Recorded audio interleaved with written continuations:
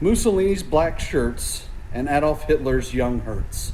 I am, as always, your host, Christopher Paul Dugdale, MEDMA. We are Duncanville High School in these United States, and today is March 25th, 2021.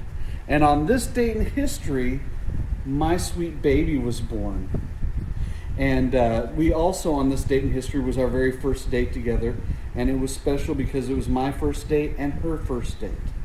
And we went to go to the movies to go see Joe versus Volcano, and so we had to have chaperones who were waiting in the back seat, and my sister's in the middle seat, and my parents are in the front because we couldn't drive yet. And then all of a sudden, her eyes get really big, and she begins to vomit all over me and all over everyone in the car. It obviously was not a problem. We cleaned up and went on our date, and now look at us. Look how happily married we are. So what a great date in history this is. My first guest star all year. I love you, baby. Happy birthday. I put sex in this video. Can you believe that? A kiss.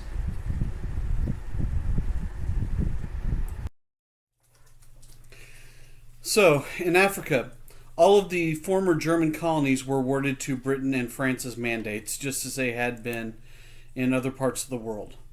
Missionary schools taught liberty and equality, and this will eventually lay the seeds of insurrection or independence that the African countries will get over the next 100 years. W.B. Du Bois and Marcus Garvey both wanted to make all Africans aware of their culture and need for unity. W.B. Du Bois was one of the major leaders of the NAACP, and Marcus Garvey was the leader of a movement that started in New York that glorified black culture and traditions. So these men together also saw themselves having an important position on the continent of Africa.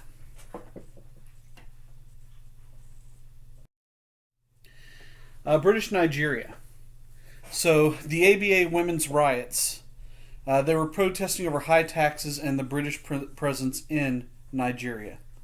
They attacked several European-owned stores and Barclays Bank. They freed prisoners also.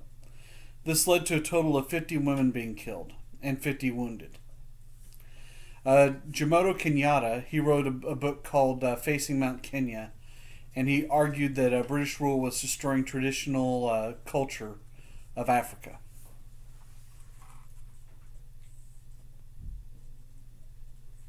But easily could have argued the same thing about the French, that broke up a lot of tribes and created a lot of problems that wouldn't have been there had they not been there in the first place.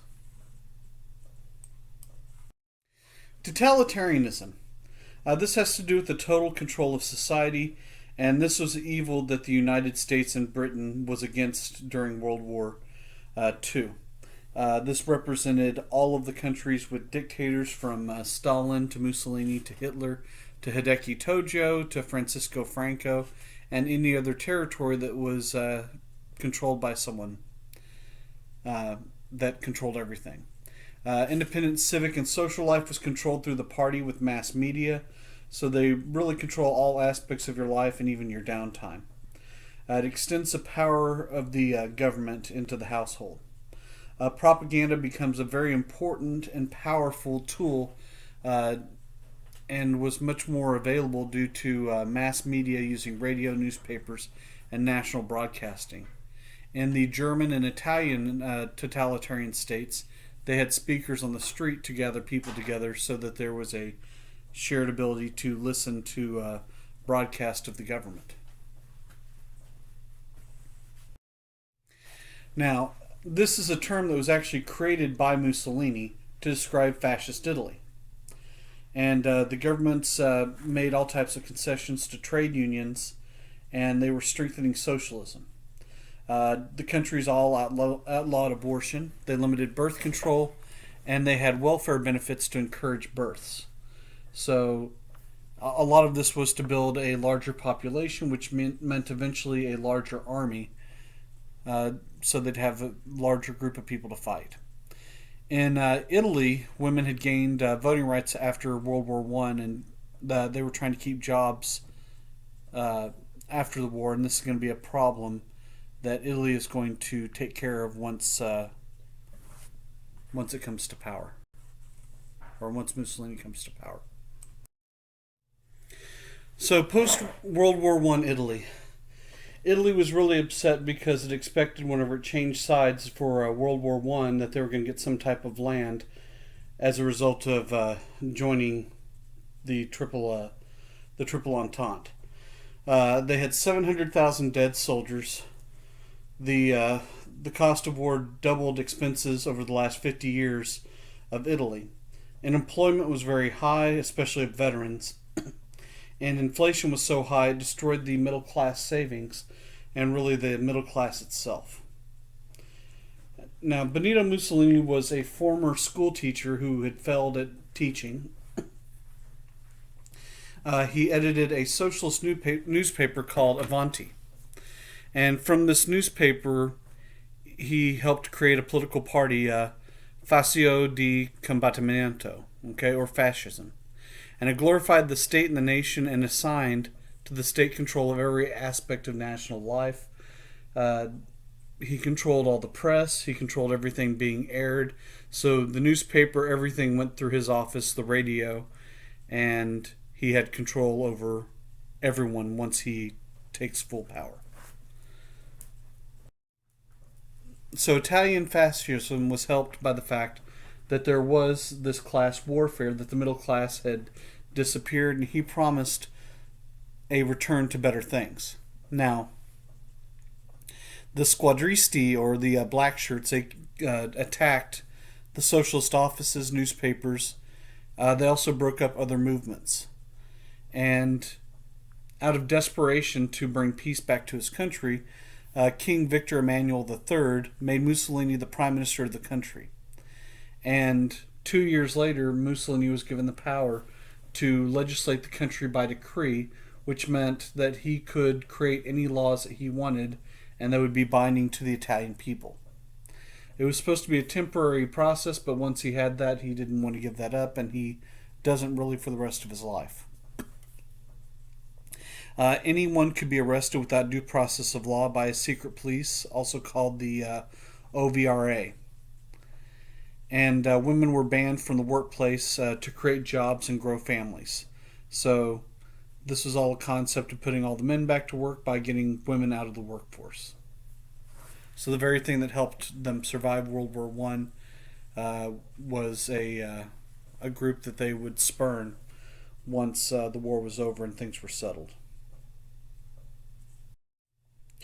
So one of the most important things being in the country of Italy was the fact that right in the heart of Italy was the Vatican and the Pope. So the Lateran Accords, he creates a agreement with the papacy. And so the Pope agrees that he's in power and that he's behind him, and then Mussolini is going to support the Pope as well. Professors and other academics were censored or arrested. So this way they could control the narrative and basically write any type of curriculum to teach the people and keep them under his power. All the families were encouraged to have really large families, again to create a large army to fight later on. And awards were given to large families. But this is also something that will be done in Germany and in Russia as well.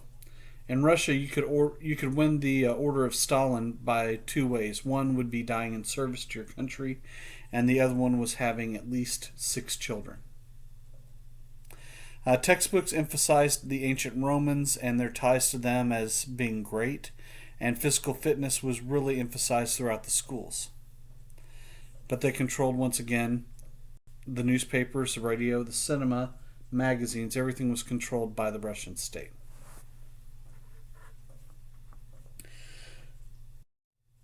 But then I know what you're wondering. What about free time? Well, the Dopolorovo was created by Mussolini. These are clubhouses where they built them in every neighborhood so that every neighborhood would have a place where people could go and spend their free time. They had libraries, they had radios, and they had gyms. Every city, every major neighborhood. There were a lot of plays that were written at the time and movies that were performed that were really pro Italian. And again, they showed the greatness of Italy and, the greatness of Rome. And always pushed that they're the same people and that they could be great just like their ancestors were before them. Anti-Semitism was also pretty rampant through Italy. 50,000 Jews lived in Italy in the 1930s. They had laws that kept Jews from holding any positions where they would serve in government or in the military or teach. On the other hand, 75% of the Italian Jews ended up surviving World War II. But Hitler was very impressed by what Mussolini was doing, and he would use this as kind of a stepping stone for what he wanted to do and a model for what he wanted to do. Now, Weimar Germany was in tatters. The people didn't want the government. The government was forced upon them. They put Paul von Hindenburg in charge, and he really never had any interest in that type of position after commanding the armies in World War One. The right and the left both attacked him. Teachers, judges, bureaucrats also were against what he was doing, and he tried to run the army by himself. But the economy was completely falling apart. To put in perspective, in a 9-year span, in 1914 there were 4 marks to the US dollar. By 1923, there were 4 trillion marks to the US dollar, meaning that you could make a stack of paper the size of the Statue of Liberty, and it would not have been enough to buy a loaf of bread. That's how devalued that their money was, and that's using probably 1,000-mark notes.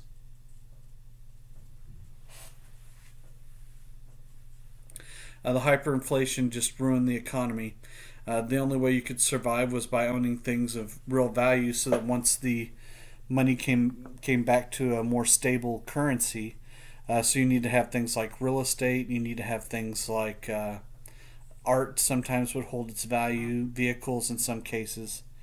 And if you look there at the top right hand side, you see a woman burning a bunch of marks just for warmth. She might have 100 million or maybe even a billion marks there, which wasn't enough. It was still over 1/1000th of a bill if there's a billion of those there. So that tells you anything about the value of currency in Germany at this point.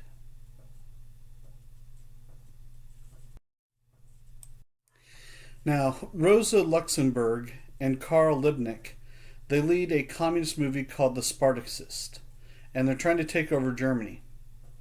There were several people that were in favor of a communist movement to try and redistribute everything, because again, the economy had really gone to crap. No one had any money. Someone needed to plan any plan to try and make things better. But both of them were captured by the Freikorps, and they also tried to take over what's called the Kapp-Putsch. Now, Putsch is basically the same thing as a coup d'etat, except that's the German term for it. And almost all of the German population was really disillusioned by the forced peace or the diktat, the dictated peace. Again, the only reason that Germany ended up signing off on it is because they were being starved to death. So they had no option other than to do this or to be annihilated.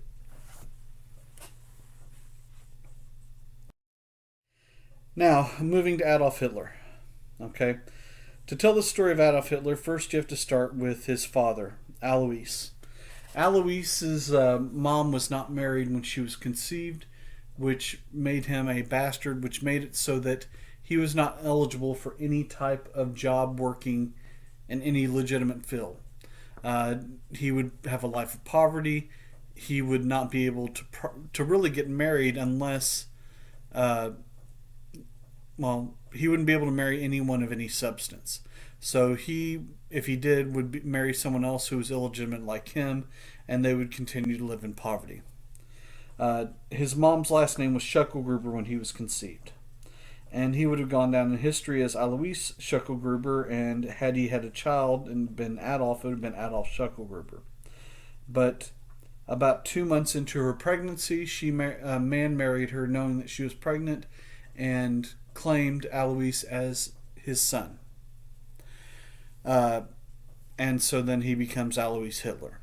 Now, there are many misconceptions or mistruths about Hitler's heritage. Some saying that Hitler was part Jewish, and really there's no truth to that anywhere in his family line. In the area of Austria that they lived in, and by the way, Hitler was born in Austria, as were his parents and grandparents. In Vienna, they had pushed out all the Jews about 70 years before he was born. And even then, his family was not on the same side of town or associated with them. So, as far as him being Jewish, it's just not true. So, Alois gets married. He has 2 daughters. And then he has a son, and his wife dies in childbirth. At that point, he marries his niece. Now, this is his first wife's brother's daughter. So she is not biologically related to him as a niece. It was not his sister's daughter, if that makes any difference to you. Okay? So he marries Clara, and Clara gets pregnant. And by the way, his son that was born to his previous wife died in childbirth along with mom. So Clara gets pregnant. They have a son, and he dies of SIDS about 30 days later. They have another child, and that son dies within a week. And then the third attempt at children, they have Adolf, and well, he felt blessed as a result. Now, his dream was for his son to follow in his footsteps. Since he was legitimized, he was able to get a job working in government. He wanted his son to do the same. But Adolf had no interest in working in government. What he really wanted more than anything was to be an artist. And so, as a result of this desire to become an artist, he's forced to go to this other school he doesn't like. Then Alois dies, and Hitler drops out of school. He tries to get into the Vienna Academy of Fine Arts, and he fails. Doesn't want to go home, so he ends up living on the streets of Vienna. So the only reason that he survives living on the streets of Vienna are because of Jewish soup kitchens where he gets his food. And,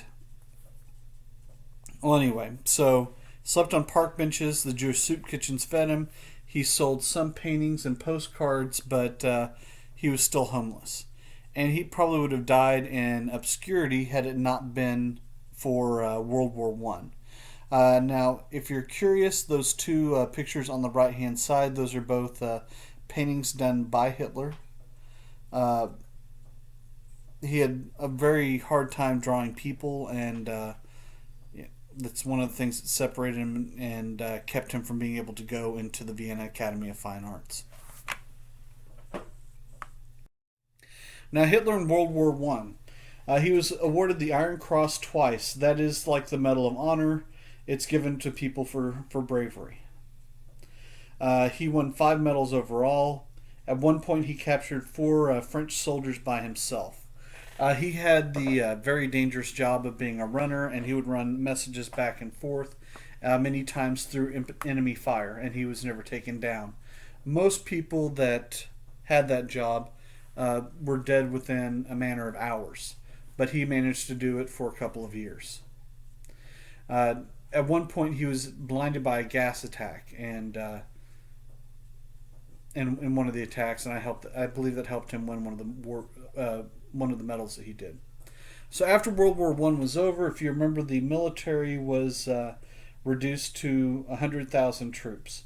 So he was given another job, and that was going through to try and find out if there were any political parties that were a danger to the government. And so he starts going to meeting after meeting after meeting, and as he's going, he keeps finding this group isn't a threat, this group isn't a threat, this group isn't a threat, this group is, go ahead and take them out. Then he finds another one and he says back to his supervisors, this group isn't a threat, but if they did the following three things, they could become a very powerful entity and could really push for power and help the German people. He sent the notes to his supervisor, but then he also sent it to the people of the party. They invited him back, and he starts really looking into the National Socialist German Workers' Party, which would be later named the Nazi Party, and he joins them. And he's calling to German patriotism and German greatness, and talking about how that Germany had held off the world and was the greatest nation on earth, and they would have won the war, but the people in charge of Germany, the communists and the Jews, they stabbed them in the back. And the reason that everything was bad was because of the communists and the Jews. But he was a very dynamic speaker. If you look at the picture on the bottom right-hand side, you see everyone squeezed into a room just to hear Hitler talk.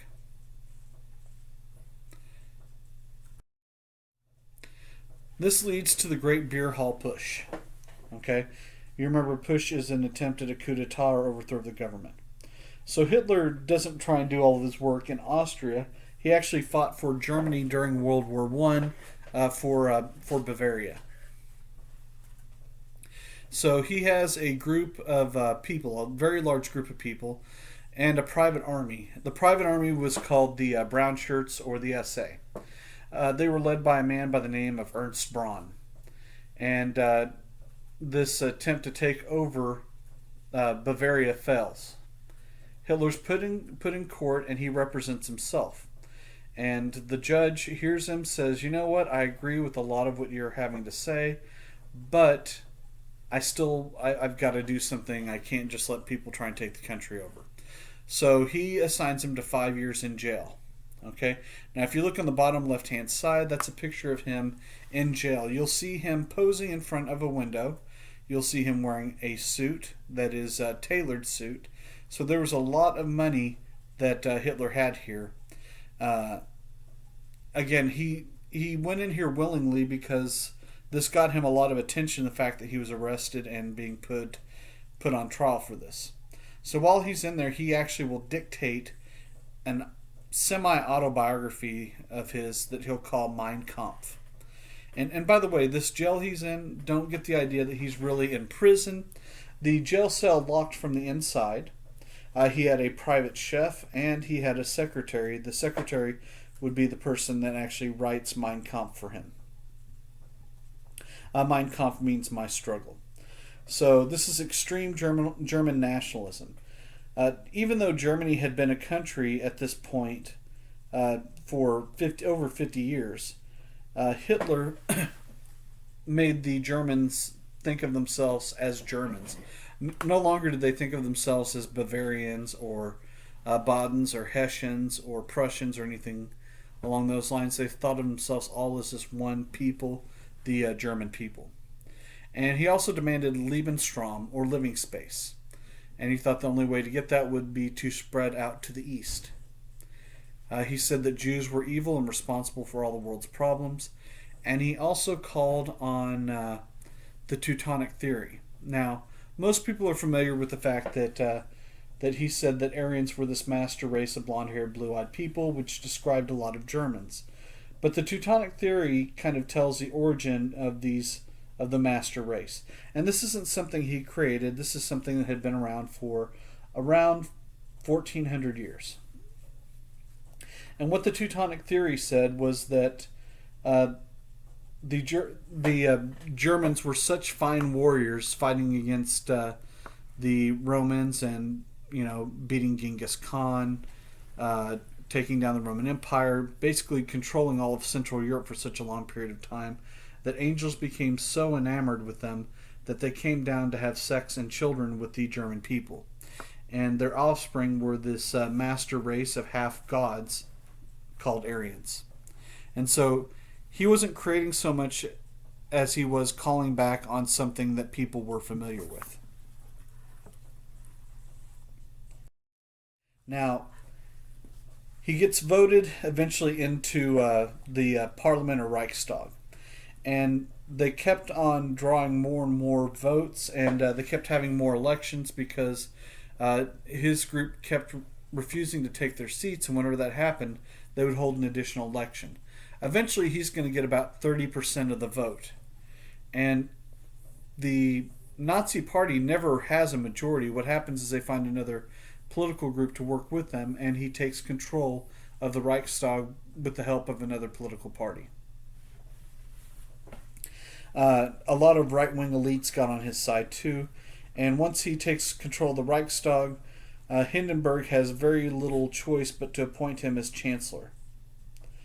And once Hindenburg dies, shortly after he's appointed chancellor, he'll make himself dictator for life. And so once he's in power, the first thing that happens is the Reichstag burns down. It's done by a group of his men, and he goes and he destroys the.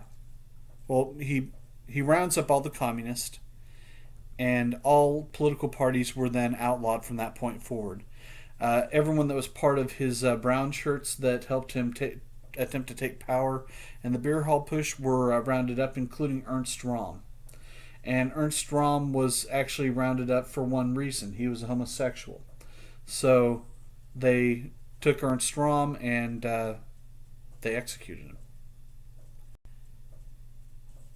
So anyway, the Nazi state, okay, Hitler was able to rule by decree after the burning down of the Reichstag. And the separate governments that were in Saxony and Bavaria were eliminated, and so all of Germany was now under Hitler's rule alone.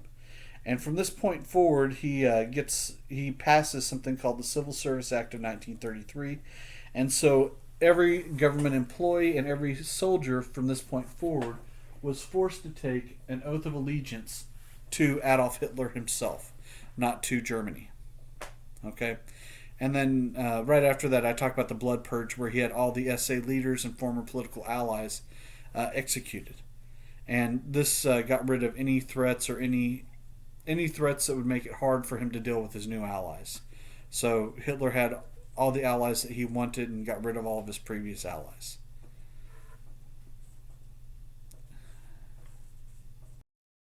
Gleichstellung. Okay? This coordinates everything under the Nazis. They banned Jews from all public service, and actually from marrying Germans as well. And they also will ban democracy.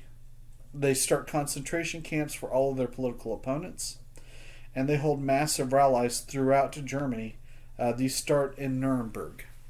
At Nuremberg, he speaks to a crowd of over 100,000 people, and several thousands of members in the crowd were Jews, and all of them were shouting out in favor. And as he's talking about all the things he's going to do, the Jewish population sees this as a good thing. They don't consider themselves to be non-German. The only thing that separated them was their religion, which was Judaism. So they didn't see any type of problem in the beginning. The Reich Church is going to combine Nazism, Protestantism, and paganism. So all of these things into one simple religion or culture. The Labor Front puts all the trade unions under a man by the name of Robert Ley, and he's going to regulate labor. And if you wanted to have a job in Germany, you had to have a booklet in order to get a job. And as an attempt to try and create more jobs and get the economy out of the hole, they hired large numbers of people to start building the Autobahn, and this put a lot of people back to work. Again, everything that he was doing seemed to be magical and helped the economy.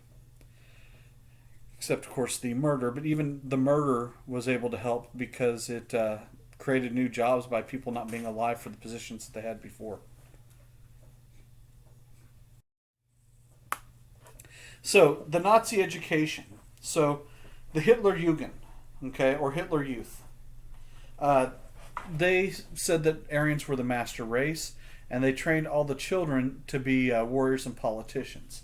The Pope, not the one we have right now, but the Pope we had before, was actually a member of the Hitler Jugend. Okay, now the girls were part of the Bund Deutscher, okay, Modell, or German Girls Association, and these women were taught to be good German mothers and leaders. Again, the main goal there is to get them to have kids and raise them to be good Nazis. Okay, so if you were a woman who had 4 kids, you won the Bronze Cross. If you had 6 kids, you had the Silver Cross, and if you had 8 or more children, you won the Gold Cross.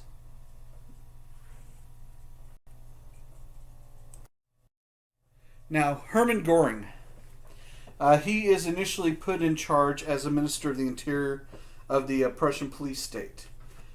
So any of the political opponents, it is under him that they round them up and put them in the concentration camps.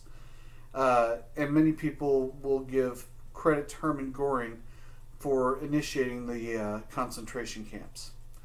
Later on, he would lead the Luftwaffe, or German Air Force, and Hitler had always planned for him to be his successor. After the war, he is put on trial for crimes against humanity and for breaking the League of Nations and the Treaty of Versailles. And right before he was supposed to be hung, he killed himself by taking cyanide. This leads us to the end of another day. I hope everyone's doing well. We're getting closer and closer, so everyone have a great day. I'll see you soon. Please don't cocaine, please don't AIDS, and don't COVID. See you on the other side.